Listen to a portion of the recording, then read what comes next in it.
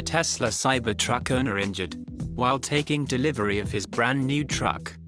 During his walk-around inspection, the Cybertruck owner suffered a deep cut from the truck's side panel. A dent got his attention. He ran his finger across this damaged area to see if it was indeed a dent, or perhaps some kind of residue. As he was rubbing the damaged area of the panel, he felt a sudden sharp pain and jerked his hand away.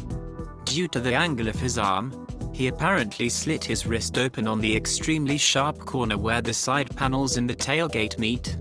The service team rushed to get a first aid kit, with which they disinfected and bandaged his wound. Despite this rather disastrous delivery, the owner did finalize the paperwork and take the truck home. But by the end of the day, he spent the evening in the emergency room.